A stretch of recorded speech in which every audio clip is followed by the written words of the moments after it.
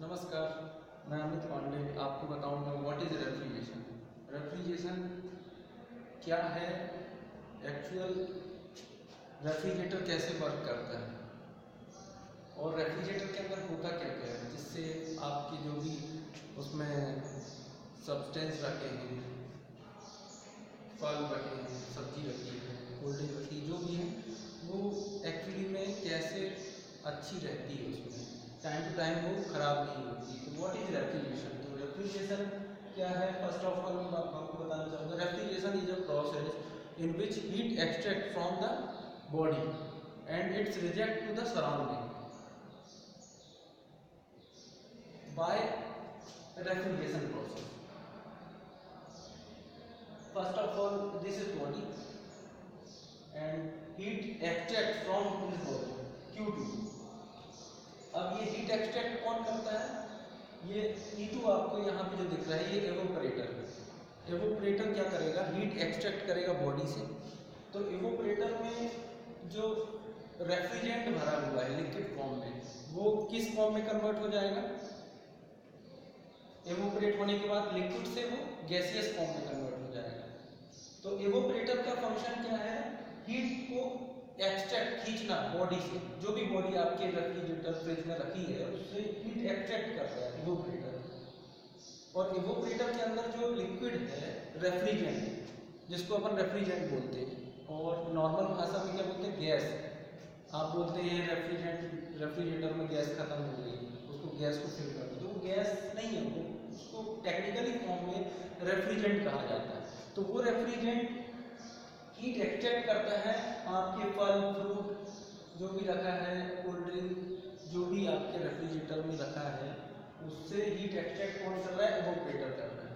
और एवोपरेटर के अंदर जो रेफ्रिजरेंट है वो किस फॉर्म में कन्वर्ट हो रहा है? हीट लेके हीट एक्सट्रैक्ट करके गैसियस फॉर्म में कन्वर्ट हो रहा है। आफ्टर दैट ये गैस कहाँ सप्लाई होगी? कंप्रेसर में चल जाएगी।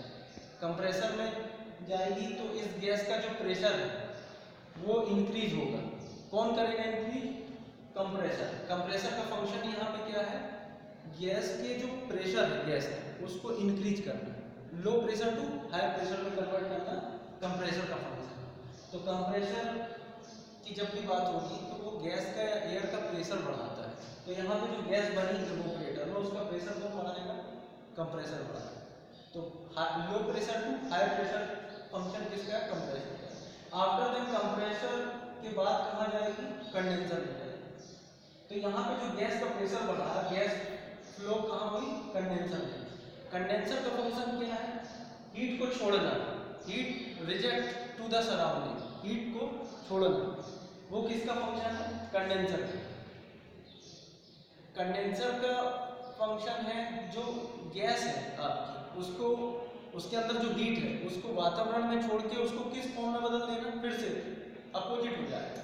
यहाँ पे आपको लिक्विड गैस में बदला था, रेफ्रिजरेंट लिक्विड अवस्था से गैस अवस्था में बदला था और कंप्रेसर ने उसका प्रेशर बढ़ाया और फिर गैस कहाँ गई? कंडेंसर में गई।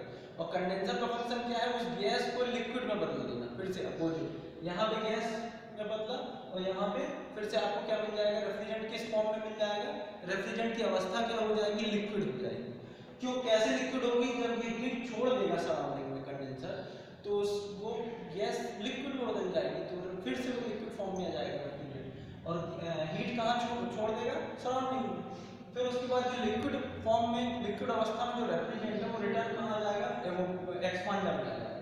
E1 मतलब एक्सपांडर। तो एक्सपांडर में फिर कंप्रेसर का अपोजिट, यहाँ कंप्रेसर में अपन ने क्या किया था? लो प्रेशर से हाई प्रेशर कर दिया था। यहाँ पे क्या है? हाई प्रेशर से लो प्रेशर हो जाएगा। किसका? लिक्विड रेफ्रिजरेंट जो है उसका प्रेशर बिलो कर देगा। एक्सपांशन वाल्व लगा रहता है एक्सपांडर में, वो आप ओपनिंग होता है तो एक्सपांशन प्रोसेस में उसका प्रेशर क्या हो जाएगा? डिक्रीज हो जाएगा। इस साइकिल, ये जो साइकिल है पूरी C1 C2 E1